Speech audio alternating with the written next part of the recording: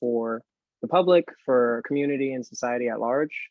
So it's a huge gift to see everybody appreciate it, and be here to hear about it and learn more, and learn, a little bit about me as an artist. So yeah, thank you all. And I'll go ahead and share my screen and we can get started.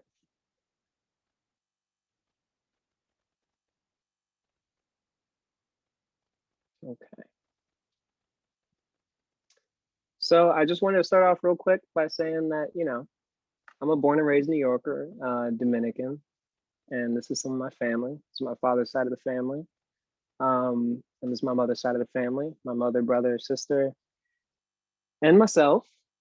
And I love them all very much. And yeah, I don't know, that's kind of a cultural thing for me. Is it's really important to talk about them, or just share what the people that I love and that they matter to me.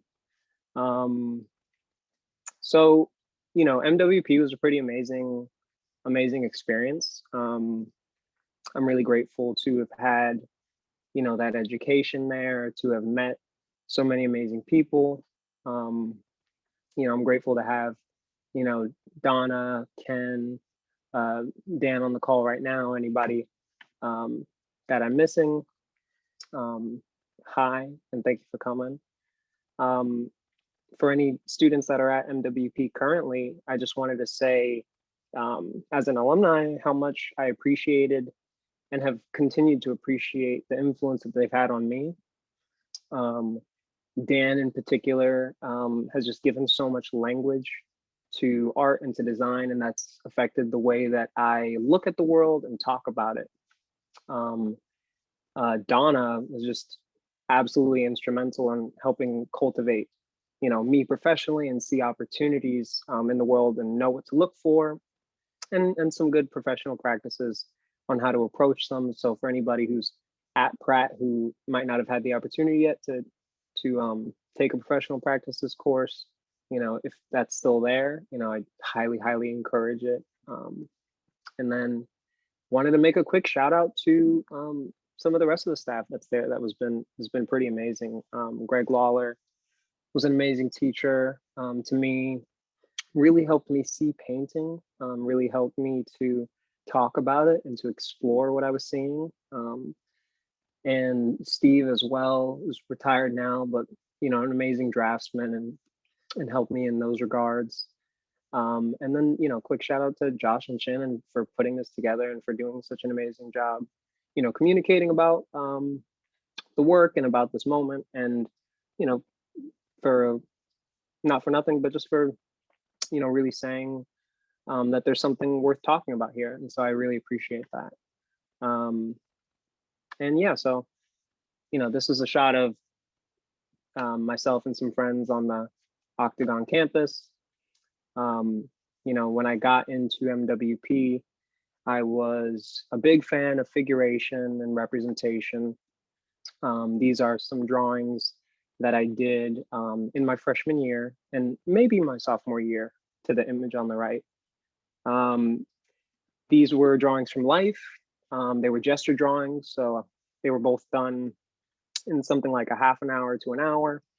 It was always, it was a really powerful thing to cultivate my draftsmanship by learning how to draw from life. And it changed the way that I look at pictures, and it changed the way that I seek form when I'm looking at an image, and kind of gave me a lot of questions to ask, nuanced questions, not so much theoretical, but about the quality of what I see. And so, these are some drawings that I did at that time.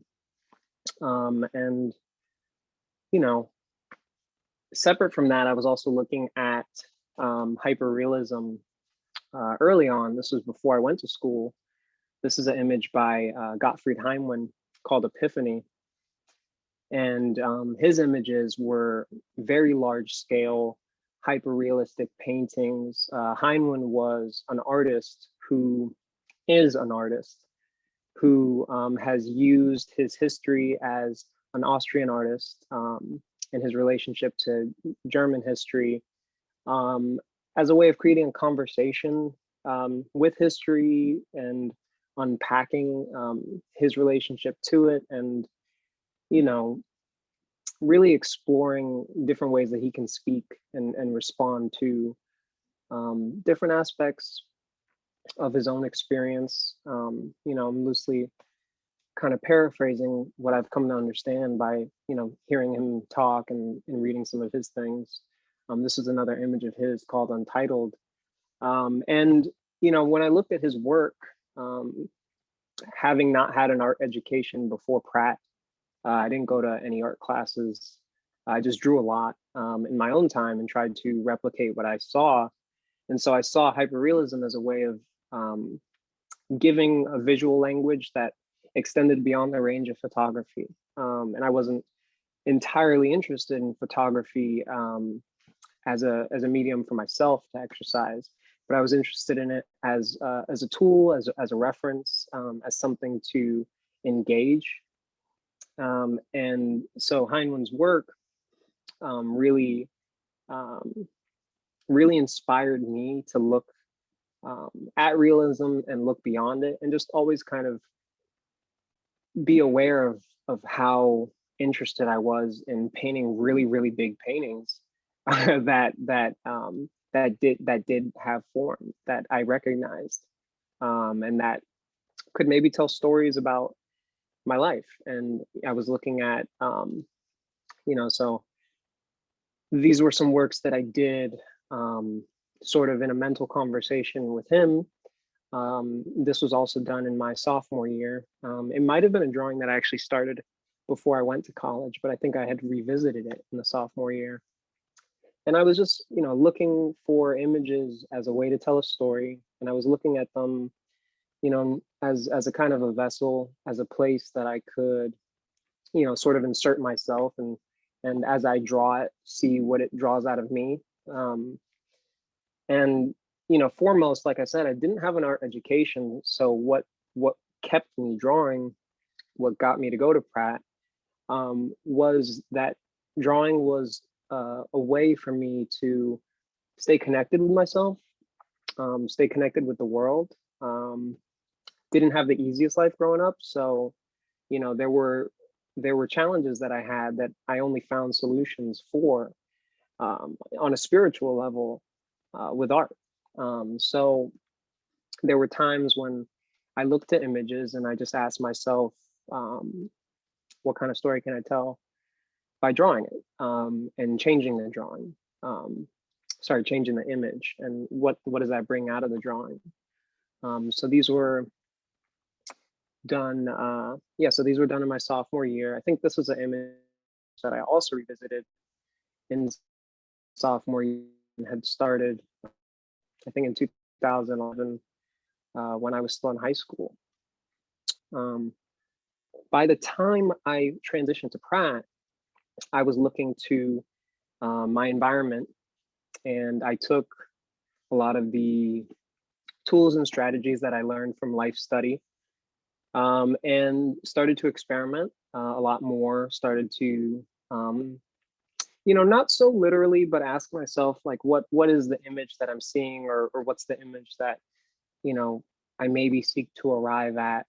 And so these drawings are drawings that came from me getting on the subway with a sketchbook, with no particular intention, except to, respond to what I was seeing.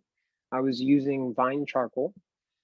So, the wonderful and finicky thing about it, especially when you're navigating New York City and you're on the subway, is how fleeting the medium is. And for those who don't know what Vine charcoal is, these drawings are super, super delicate. If I blow on them, you're going to see some of the drawing go away.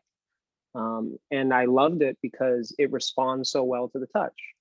So you can draw a line and just rub your hand across it, and it can be gone. And you'll get this tiny little bit of history in that image that's left over. And so, it's a medium that, at least when you're new to it, doesn't lend itself super well to, like, let's say, hyper realistic format. So when I was doing these drawings, I was just more concerned with the impression. I was concerned with the passage of time and what I could capture in a moment. And really, if I'm being honest, the main goal was just to keep drawing. So I would get on the subway and get lost. And by that, I just mean, ride it to nowhere until, I had exhausted myself or, you know, was no longer interested that day. And so I spent a lot of my junior and senior year doing that. These drawings were created in my senior year. And I had the good fortune of having another amazing professor, Catherine Redmond. So for anybody who's a Pratt student on this call, if you have the opportunity and you are in fine arts and in drawing and painting, she was also one of the most influential people in my life. She's incredibly well learned and just an amazing teacher in the ways that she draws you out of you, if that makes any sense at all. And so she gave me the freedom to walk away from class when I felt stuck in the studio and just ride the train and draw. And I'd come back at the end of the day with a sketchbook full of these. So that was kind of what led me to my thesis work. So in my senior year, I was taking those drawings in my studio, which was, an 8 or 10 foot by 10 foot cubicle, essentially. And it was just as high.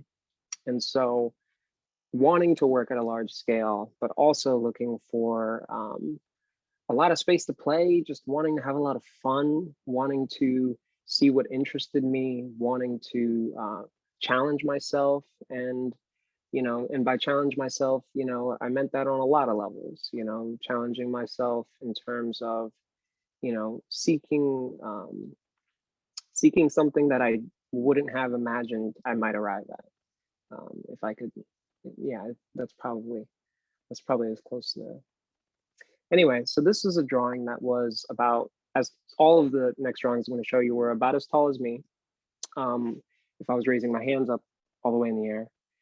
And they were a canvas that I stretched and stapled straight to the wall. And, that was, primarily kind of logistical. It was about making a big painting and not spending a lot of time trying to set it up. It also allowed me to roll the canvases back up. And so I still have a lot of those paintings and they sort of exist as these giant scrolls in my bedroom, which is fun and funny. And anyway, these drawings were, a lot about that passage of time and sort of evolved a little bit reductively in the sense of, I'm looking at 10 drawings and I'm arriving at one painting. And so the image that you see here on the right was, one of the sources for this image, but a lot of content and, little moments that, were erased or painted over or brought back were moments from other drawings that I had in my studio wall at the time. And yeah, like I said, I was just looking for different forms that kind of opened up some possibilities for picture making for me. So I was, taking paintings that I had arrived at, flipping them over when I didn't like them and kind of collaging them.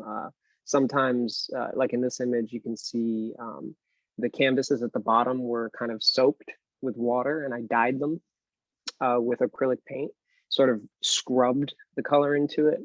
And it was a combination of that and using the tools around me.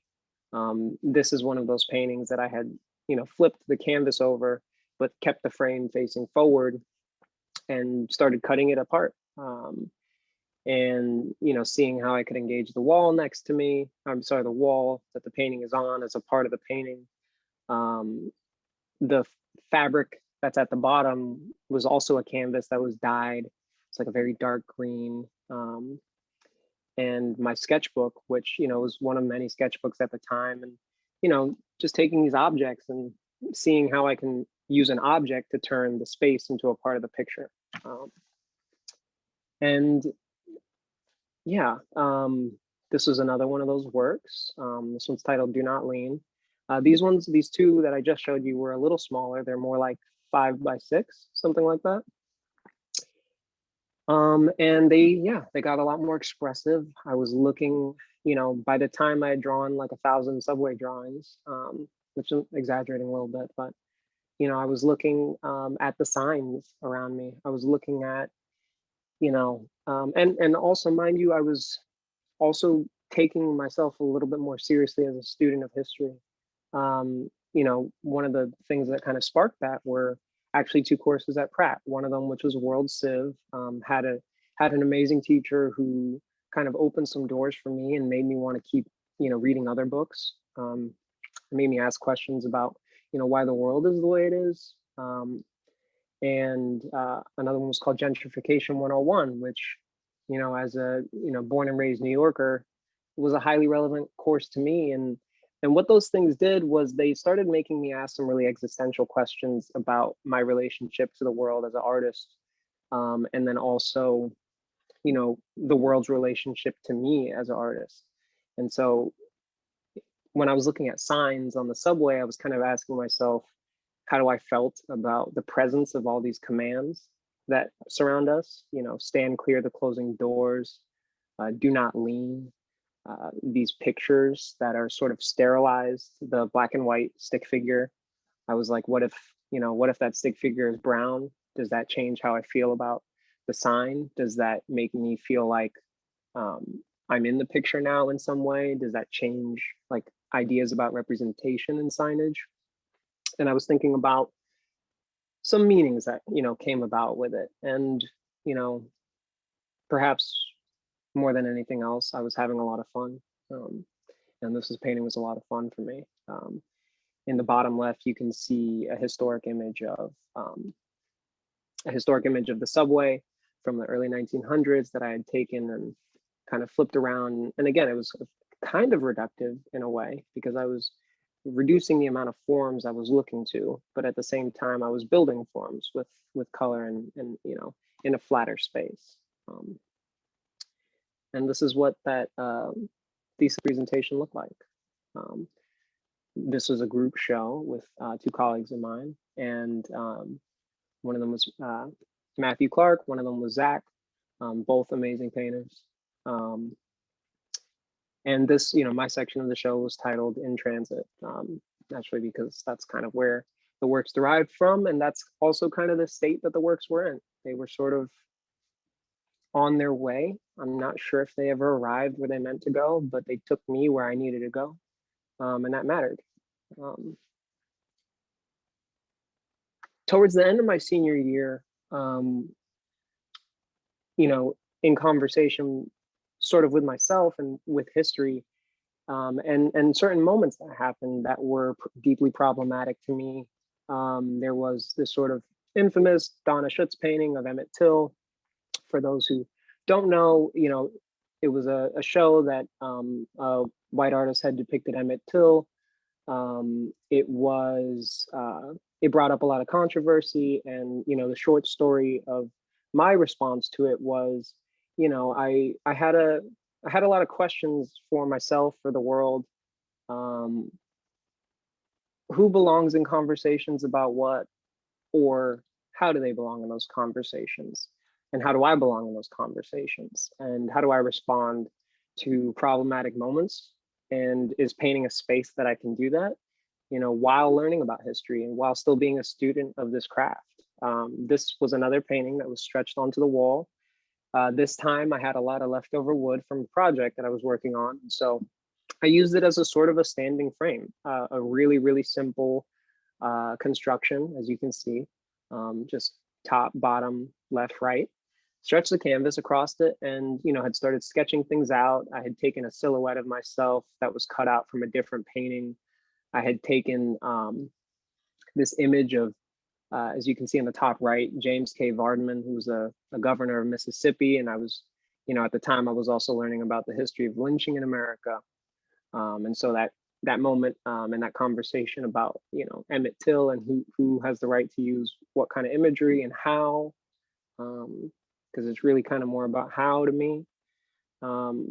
was just sort of me asking those questions with paint. You know, I took the self-portrait of myself, scaled it, sort of put myself in the frame, you know, perhaps just kind of saying like, if you're, you know, going to use a picture of me or somebody who looks like me,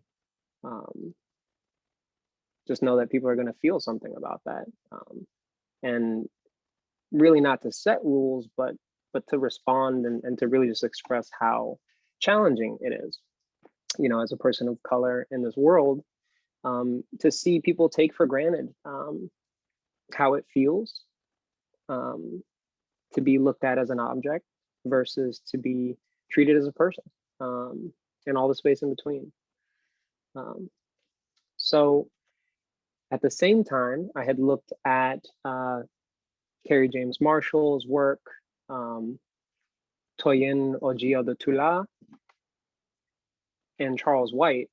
These were all shows that happened in the same span of 2 years. And I was looking at these moments. I was looking for other artists of color, Black artists in particular, and how they position themselves and what ways did they seek joy, or what ways did they seek to challenge things.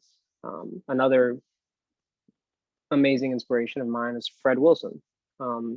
For those who don't know, you know, Fred Wilson, this is a work from his 1992 show in the Baltimore Museum of Art called Mining the Museum. And, you know, what I learned from that at the time, when I found out about his work in my senior year, was, you know, this is a way that somebody can have a conversation about history, have a conversation with institutions in art, and tell a story without necessarily having to have a lot of authorship in the way that forms are created, but in the way that, you know, forms are brought to our attention and the way that they're juxtaposed together.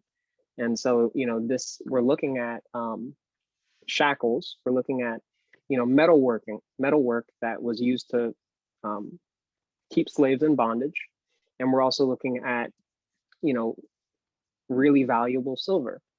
And normally these would exist in different places in the museum, but, you know, they have a relationship together, and not necessarily with these objects, but it's very possible that objects like these cohabitated the same spaces when they were in a home.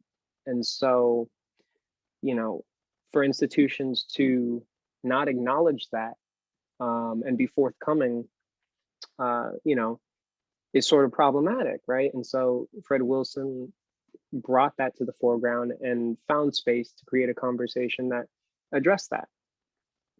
And yes, it's a form of institutional critique and many other things. And one of the amazing things that I loved about that is it kind of opened some possibilities in my mind that, you know, there's a whole lot of ways for a person of color and for an artist to use figuration, to use imagery, to use a gallery space to respond to challenges in society, to express themselves, a lot of things.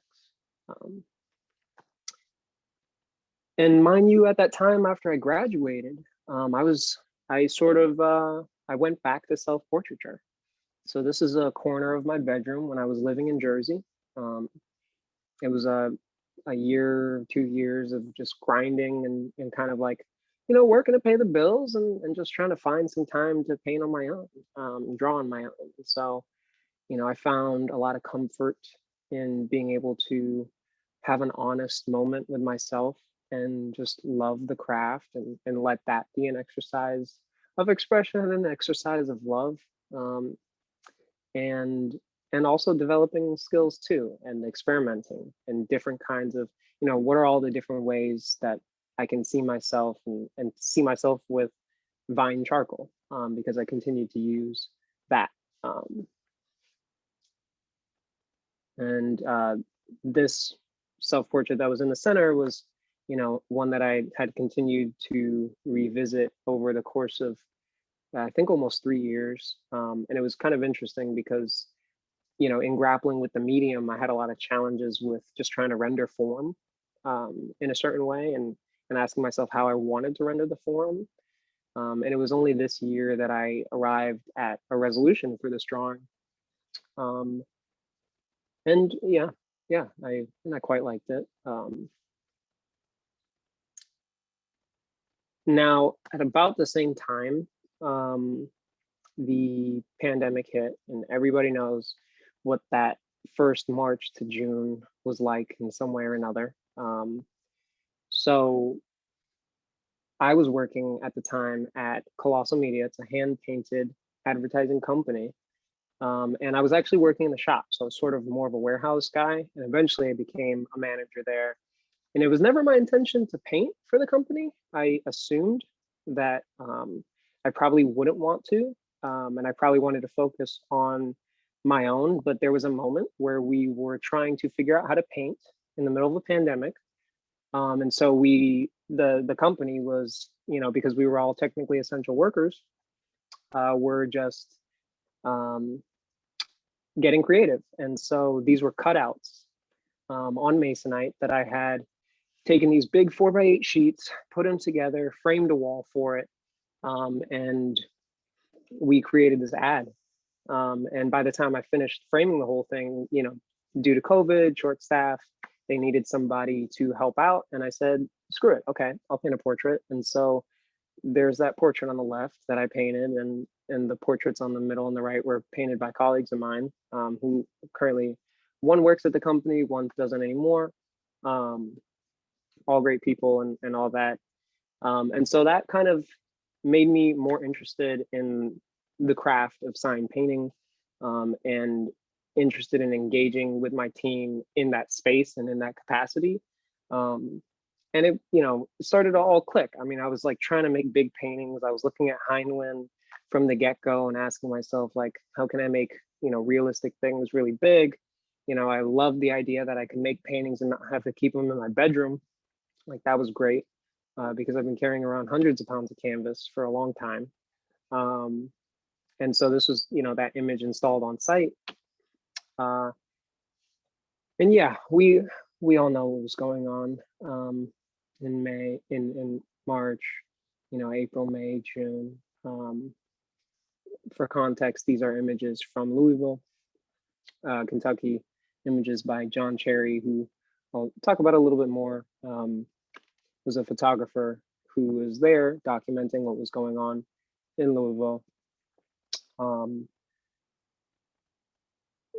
So around that time, there was a sort of a non-linear combination of events, and it was really organic.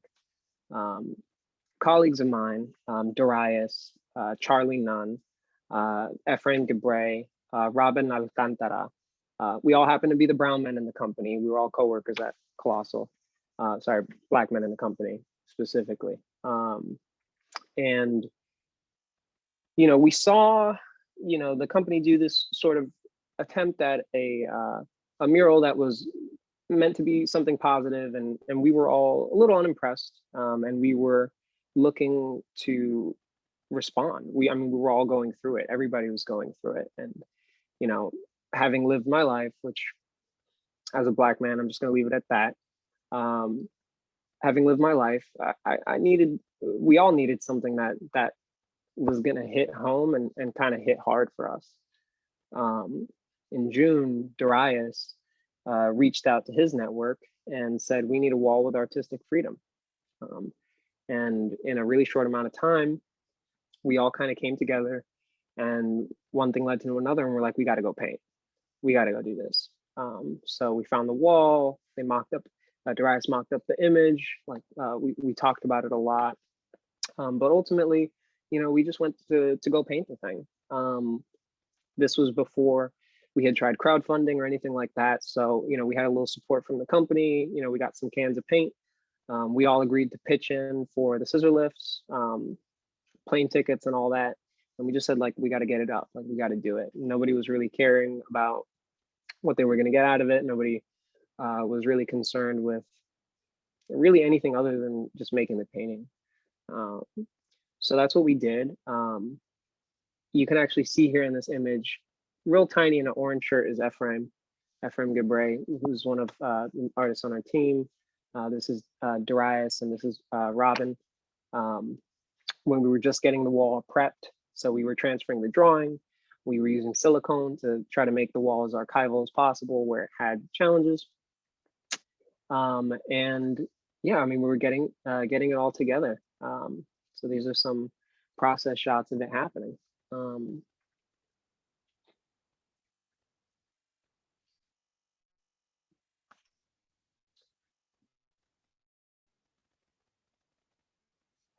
You know, one of the things that came up that Darius mentioned, he's the Chicago native, and so that's why we're here in Chicago painting this mural. One of the things that he mentioned at the time was there were a lot of board ups, right? And we all know why the board ups were there. There were a lot of board ups, businesses are shut down, and so people were putting George Floyd and Breonna's name and many other names on those walls. And he pointed out, like, what happens when they're gone? What happens when the stores opened again? How many artists are going to be silenced? You know, it's not an intentional kind of censorship, but, you know, there it is. And so when he said we want full artistic freedom, we also made sure that it was going to be permanent. So not only did we grab paint, but we grabbed the most archival tools we had, and we used every strategy between all four of our you know, experiences to do the best we could, and eventually got this work illuminated. So here's just some information about the work and our team. The original photograph is by Bob Adelman. It was taken in '68 at Martin Luther King's memorial. The context for the sign was that there were sanitation worker strikes going on. Two men whose names I don't remember at the moment, but two men were killed. They were sanitation workers. They were Black, and due to, you know, lack of unionship and lack of recognition by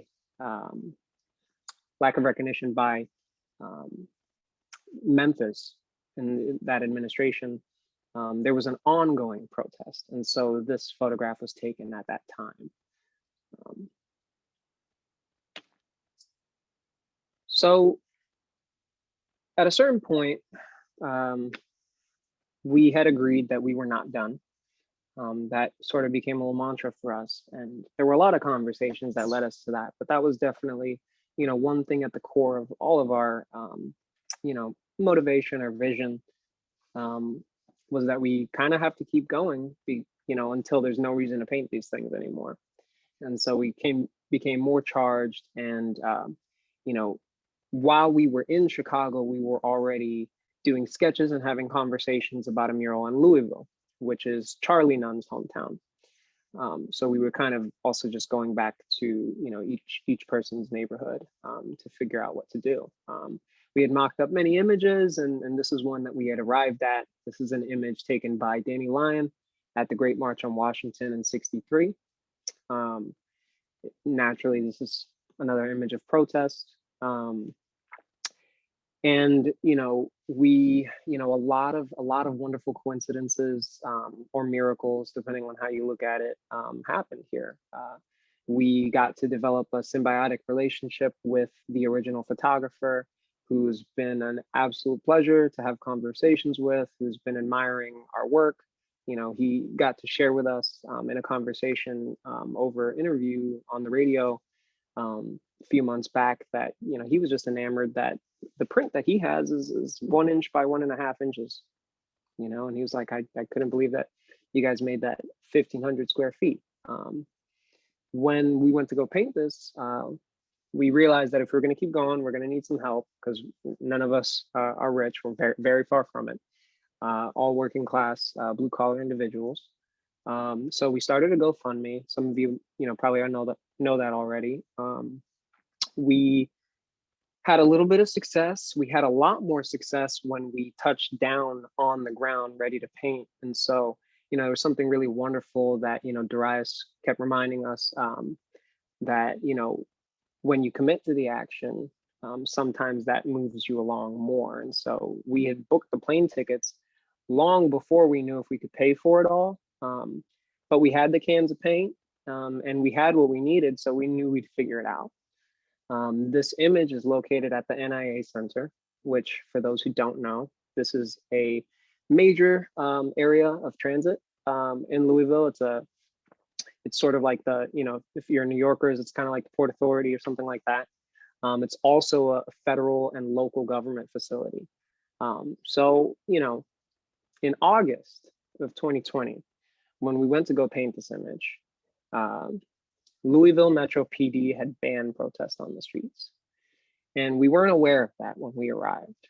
And we saw this crazy coincidence that we were painting an image of protest while protest was banned. And we just kind of sat on that. And we were like, wow, what's going on? And here's some, images for scale. We also had a lot of support from a lot of people to make it happen. I mean, in particular, Katie Delahanty, who at the time was the outreach director of Louisville Visual Arts and old time friend of Charlie Nunn, the Louisville native in our group. And so, they helped us. So, their relationship helped us kind of cultivate that opportunity from the first place. And so this painting also came out of that, which was pretty awesome. And then, I won't get too technical, but this is our pouncing process. A couple shots of us painting. Pouncing is just the process of, as you can see here, there's a drawing underneath the painting that we lay out for scale, for efficiency. Something to be aware of is that, when you're painting on a budget, you can't be on the wall forever. So you have to get it done, and you have a mission. So, we kind of gave ourselves a deadline and we had strategies to achieve it. One thing that I really appreciated getting to be a part of was that Katie Delahanty and Charlie used that opportunity to demonstrate the craft of sign painting and some of the tools that we had at our disposal to a local group of muralists that were there. And that conversation evolved into a workshop that he created. And so he kind of broke down some of the skills that we use into some fundamentals. And so that's Charlie Nunn. He did the workshop back in November, I believe it was. And he's actually working on another one still with them. So it's pretty awesome that that was something that was really central to his hopes, was to just make sure that we don't just create something that's an object for people, but that object can represent an opportunity for other artists to take themselves where they need to go. By the time we'd done that painting, we had started putting on a lot of different hats. We had been bouncing between a sort of project management role, curatorial roles, obviously the painter role, educator role. There's a lot of outreach that was happening at this point with, local artists and artist groups. And so when we went to go paint I Am Speaking in Rochester, which was Ephraim's hometown, there were a lot of things going on. And by that point, we had all realized that, we have an opportunity because, we're all here and we're all ready to do it. And we have the tools we need to make the paintings, so we'll figure the rest out. We have an opportunity to really develop our vision. So with the third mural here in the I Am series, which is another Danny Lyon photograph of John Lewis in Greenwood, Mississippi, we really challenged ourselves. I mean, this was twice as big as the NIA Center image. And as you can see, there's a lot more information in this picture than there was in I Am Singing. So it was a really ambitious project. It was a hell of a lift. We got super lucky and we got to have a really OG sign painter, Dan Harrington, come with us, who, didn't just bring guidance and skill, but he also brought amazing energy and passion to the team. And, it was a really spiritual week. It was, there was just, it's hard to describe all the different ways that we connected to what we were doing and the ways that other people connected to it as they spoke with us. And so this was our first successfully funded project. We actually exceeded our goal, which was amazing. meant we were able to pay the photographers who worked with us. It meant we were able to cover all of our equipment without digging in our own pockets anymore, and even give all the painters on the project a stipend for their time. So that was a really, amazing coincidence. A lot of people on this call right now donated to these projects. So again, thank you all so much, for helping, for being the village that has helped raise these works in a lot of ways. And yeah, just show you guys a little bit of the project in progress. This is a cool one because it was a high grain photo. When you looked at it, you couldn't find a lot of the super detailed information. So we kind of decided to stipple the whole thing. So, that's what we did. Here's Darius, Ephraim, there's Dan on the right. It's kind of all of us working on it. It was just an amazing experience. We're all at different levels of skill and experience in working at this scale. And so one of the accomplishments for me is just the fact that we all coordinated together to do it in the first place. There was a lot of, there's a lot of weather too. The nice thing about oil paint is you can paint regardless of the weather, but there's definitely considerations that we make to make sure the work is archival. It's a pandemic, so we're trying to make sure people are healthy and all those things. And that's the completed work.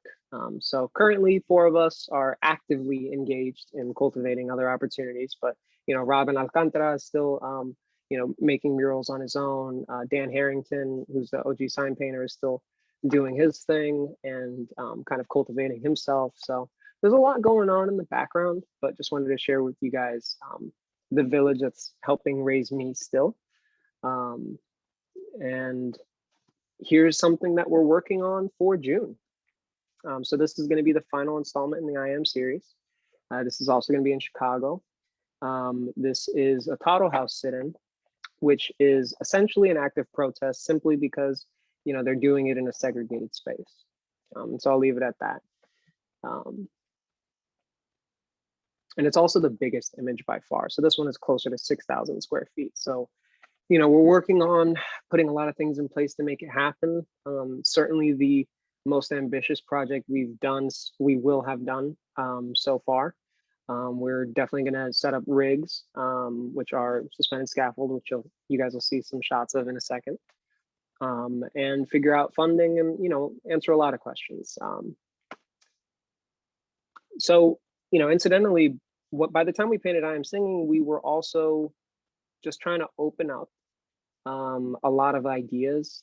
And, one thing we were opening up, that was particularly a question in my mind was, how do we continue to talk about and show protest without just showing protests? And so I started to ask myself, what does it mean to protest? And I remember Kerry James Marshall's saying, any revision of an established model is an act of protest. When we set out to cultivate this project, which is in Louisville, Kentucky, it's a mural of Henrietta Home, who was a teacher, who was local to the community, specifically the Portland neighborhood. I was working with Katie Delahanty again, who is now the executive director of the Portland Museum of Kentucky.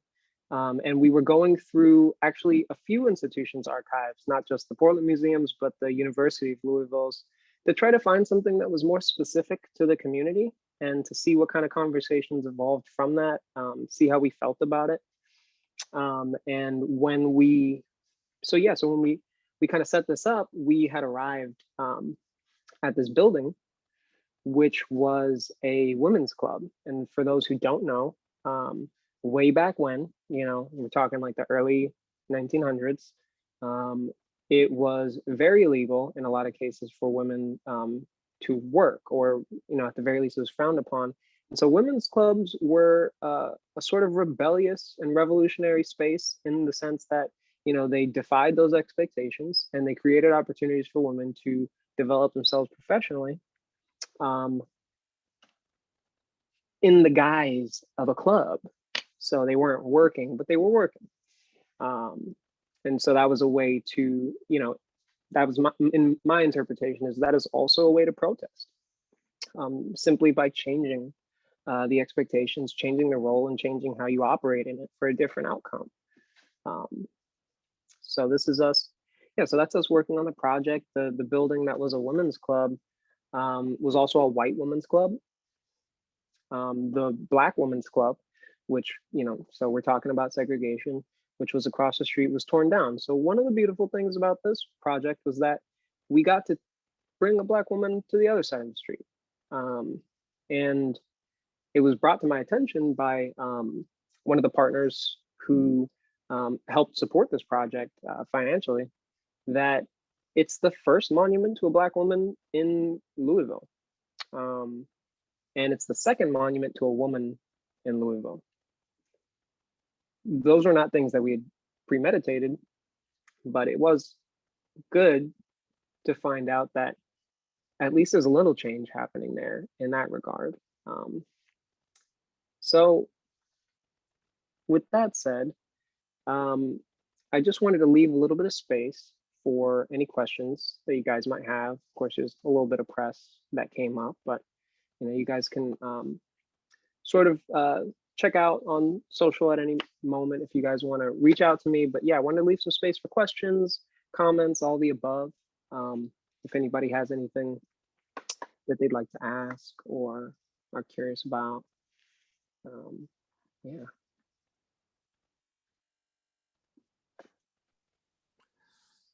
Hi, it's Donna. I just wanted to say that I'm so amazed at the skill of doing something like this, of painting such realistic work in this scale. And I'm floored by it. So. Thank you. Thank you. Yeah, huge shout outs to the entire team on that.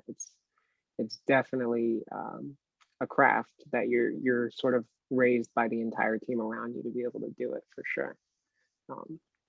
And shout out to Colossal Media for leaving some tools and strategies there for us to pick up, Yeah,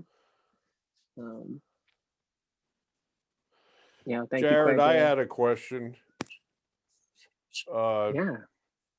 Jared, what do you think about how you would take this series of work, but bring it back to really younger people, like, grade school level, high school level, to empower people at the greatest time of the transition of their awareness of themselves within the bigger system?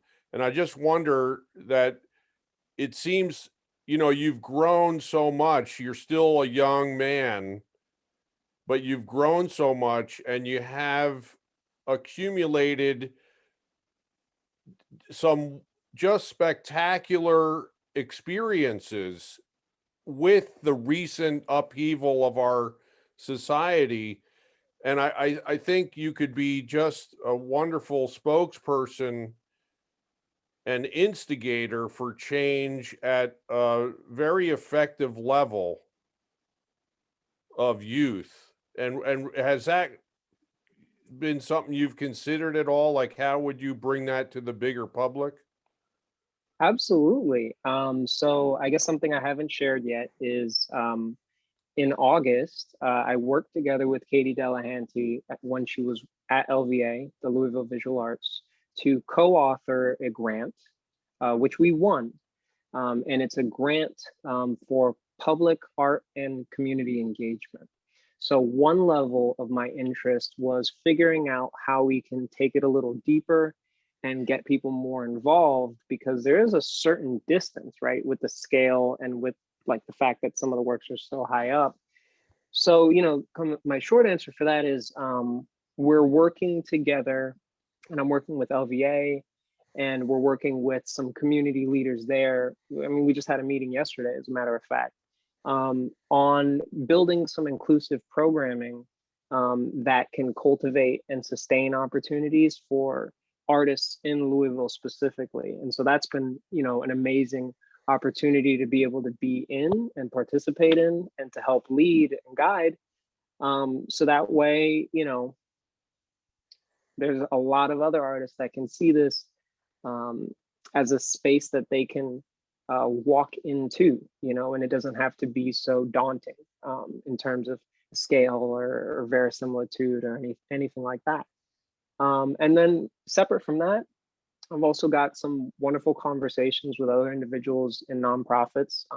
One of them is the Center Institute for New York City Affairs, working on, and so that, you know, we're having conversations about, you know, dealing with reducing recidivism. And so, you know, as somebody who's known people who've gone through the criminal justice system, often unfairly, it's an opportunity to explore how art can be a tool for some to see their own way out, and going past that to really drive forward what they need to change the world too, you know? So in a lot of ways, I hope that, you know, these works are sort of a representation of that spirit, and a sort of a call to action slash setting the table for some people to come and eat themselves, you know? Very nice. Thank you. Hey, Jared, you're getting a bunch of love in the chat, but I just wanted to raise a question that came up in the chat for you. What would you say your biggest struggle is in the process of setting up a big project like the I Am series? Funding, support, versus what is the most surprisingly easy part of the process? That comes from Shannon Stockbridge. Yeah. So the biggest challenge is honestly finding the time. We're all full-time essential workers and we don't have an easy job.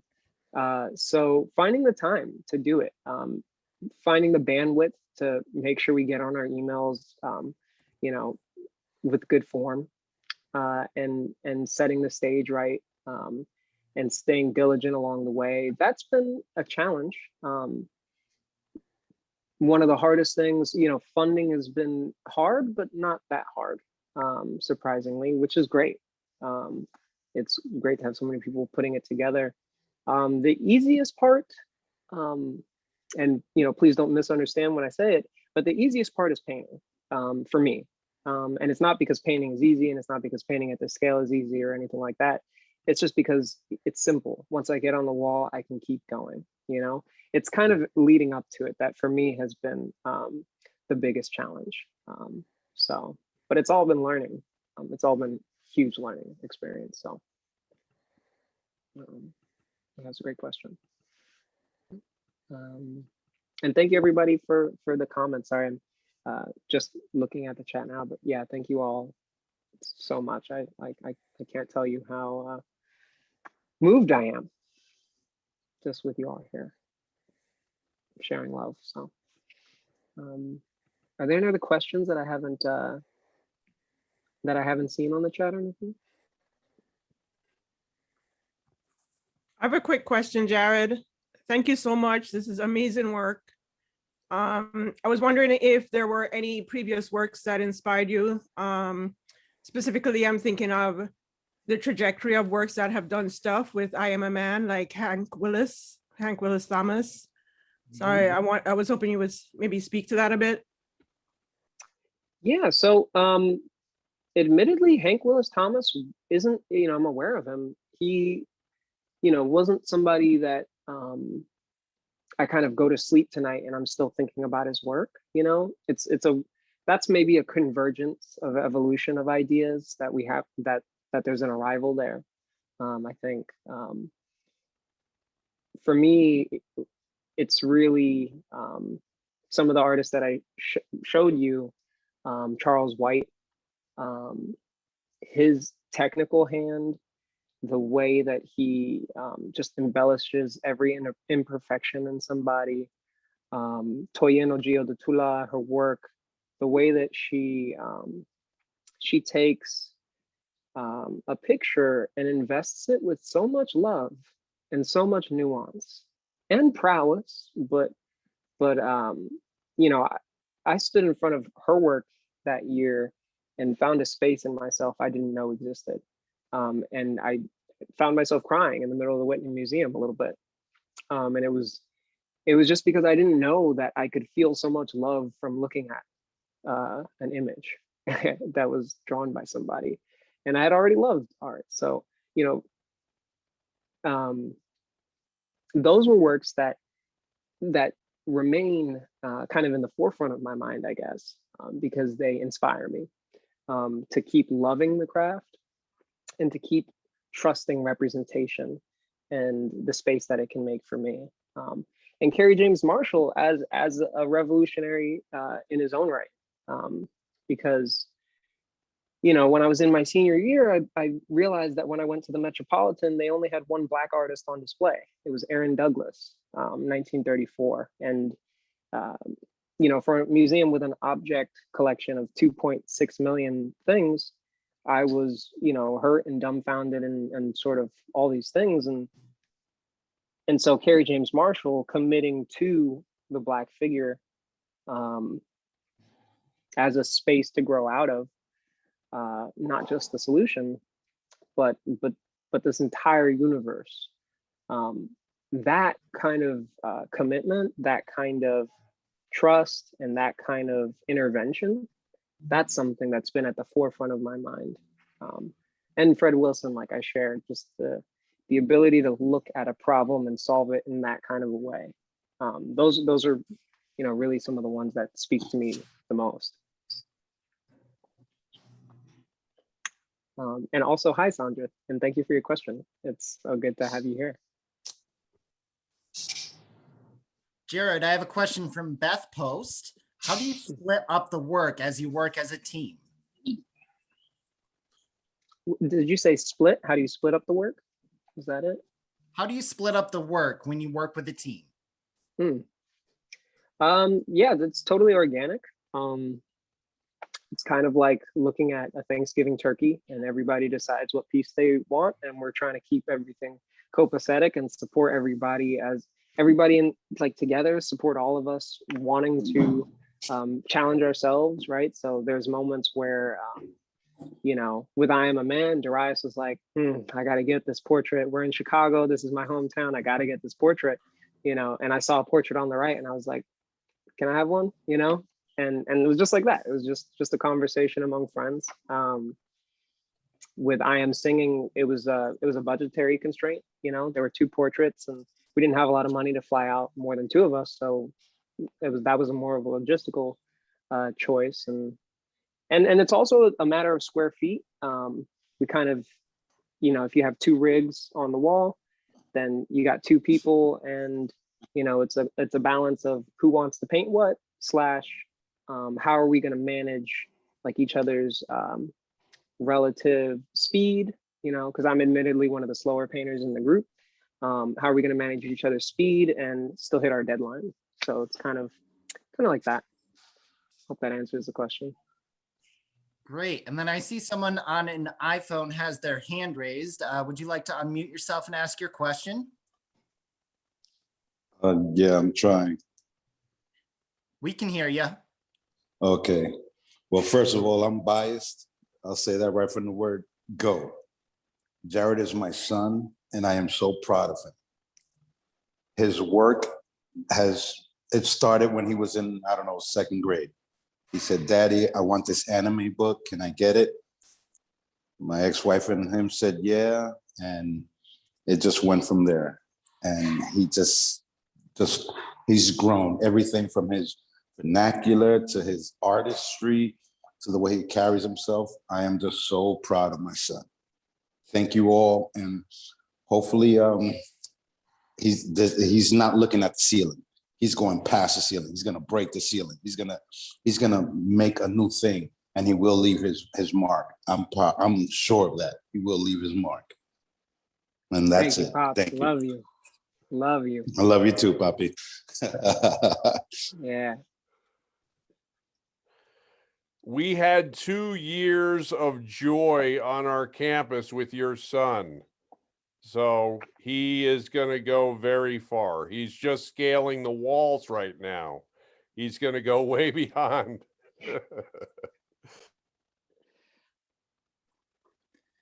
All right, Jared, I have a question from a current PrattMWP sophomore, Olivia Masigna. What would you recommend to MWP sophomores who are about to transition to Brooklyn? Mm. Oh yeah, I meant to speak to that too. Um, I have two kinds of recommendations. One is like a logistical one because that really matters. If you're looking at roommates, if you're looking at trying to find housing, I encourage you all to get ahead of that conversation as quickly as you can. And I would also say that you would be surprised in New York who can be a good friend, a good roommate, and a really respectful, good communicator. And that doesn't have to be somebody you know. So I would say that, if you are looking at roommates, make sure it's somebody you can communicate well with. That's more important than being great friends, honestly. I've had complete strangers be amazing roommates. And that really matters because having a home that you feel safe in, that's conducive to your health, is really key because New York City can get super overwhelming really quick. And so you kind of just want to set yourself up for success.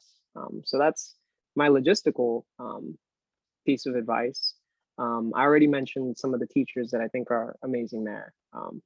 And I can answer, I guess, more questions about specifics on that on social.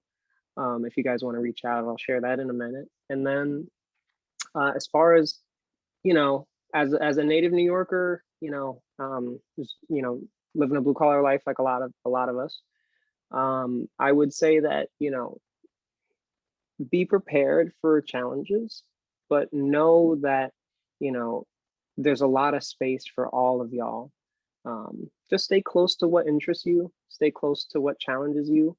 Hopefully you have the opportunity to, look for environments, whether it's a place of work or hobbies, like people to spend time with. But, I keep saying like this idea of a village because, I've been coming to realize over time all of the different people and the ways that, certain opportunities were set up unintentionally, but have contributed to my growth. So the people around you, the workplace that you look to, I hope that you find a space that, challenges you and keeps you curious and hopefully even something that you love at some point, but, to be fair, I didn't even know that I would like doing this until 3 years of being into it. So hopefully that is useful at all. All right, I've got one more question in the chat so far, Jared. This is from Tony. Could you speak to the importance in choice behind using historical photos of protest instead of the use of contemporary imagery? That's a great question. Well, so for context, it is still our intention to use contemporary imagery. What we found in the process of trying to curate these projects and bring all the people that need to get involved, and get all the approvals that we need from landlords, whether it's a government agency, metropolitan agency, or whatever it is. There are a lot of challenges that come with trying to paint an image of protest that was taken that very year. With that said, I am very optimistic to be able to project that very kind of opportunity. And we're actually looking towards painting an image of protest that is contemporary this year, 2021. So if you guys got me on social, at some point I will be announcing some news about that. But as far as choice goes, there's a lot of factors. One of the factors is always going to be, how the image sits on the wall. Is it beautiful? That's really important because it's still a work of art to us. And I don't mean beauty as in cute. I mean beauty as in it moves me. The other thing is sort of treating each image like its own thing, And so we've done a lot of mock-ups. We've only painted 4 paintings so far, but we've done a lot of mock-ups. We've had a lot of conversations and we've talked about, does this image belong here? Who owns this building? What is this neighborhood? Those kinds of conversations. Is this going to be something that feels problematic to us? Some of that is kind of in the gut. Some of that is trying to be mindful of, certain historical conditions and current conditions that might raise some flags. Or in the case of the Henrietta home, after having mocked up maybe a dozen images, we arrived at that because, you know, it did a lot of things that we thought would be right. We thought it engaged the space in a really relevant way. We thought that it spoke to the community's history by using a community leader from that neighborhood or from that city. It also was an opportunity to go through the museum's archives. So we were asking questions of, well, where are we getting the image from? And that matters too. You know, we've talked about the fact that, you know, 2 of the images are Danny Lyon's photographs, and we've talked about how hard it is to find a Black photographer's photograph from the 60s. It was not a poor man's game. And so, you know, there's a combination of factors, and I wish I could give you a simple answer, but the simple answer I do have is that we try to look at it all, and we try to stay honest, and we try to kind of keep asking a lot of questions about it, and trust our gut at the end of the day.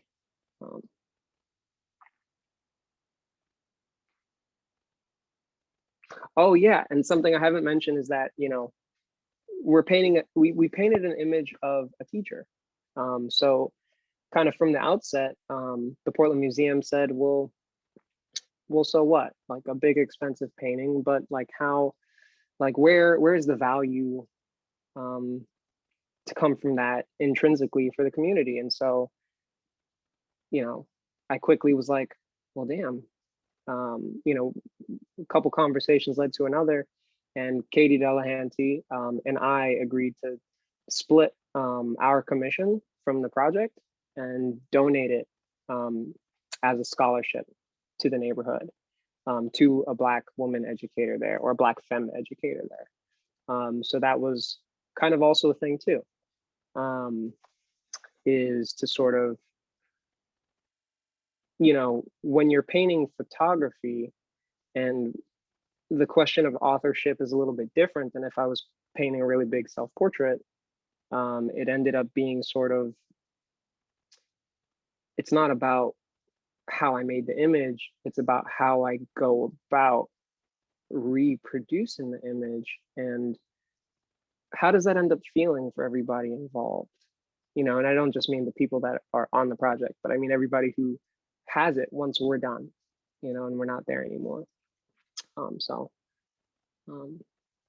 hopefully I wasn't too rambly, and I kind of said a couple of things that were interesting, but so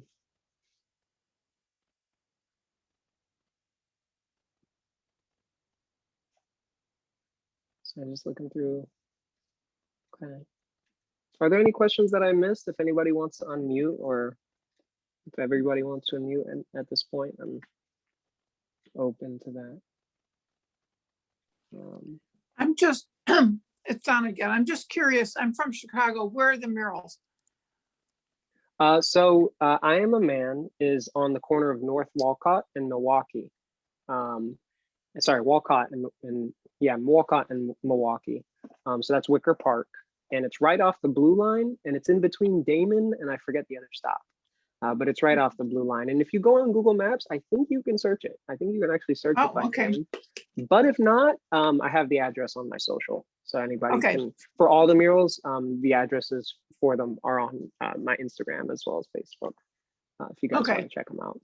Yeah. Thanks. Yeah.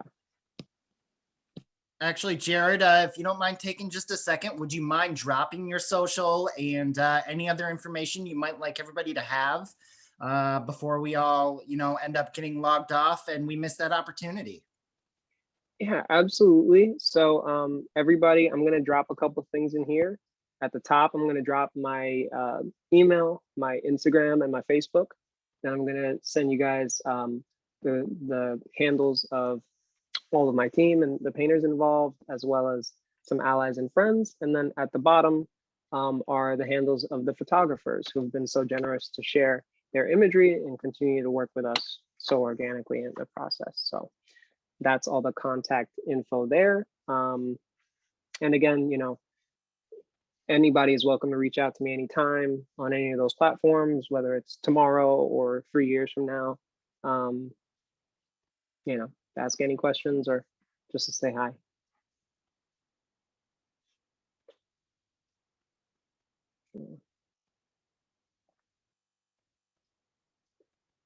Well, I want to say again, thank you guys all so much for the kind words and for the support and for,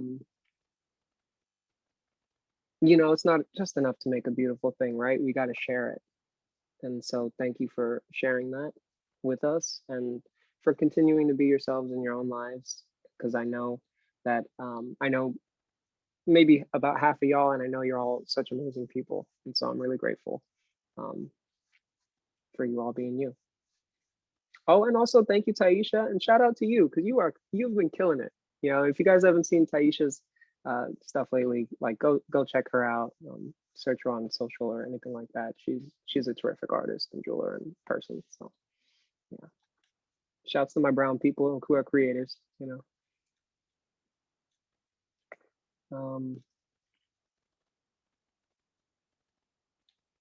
Cool.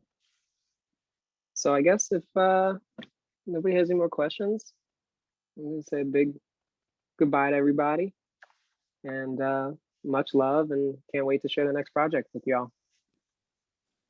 Bye. Thank you so much, Jared. All right, good Thank night. you. Thank you.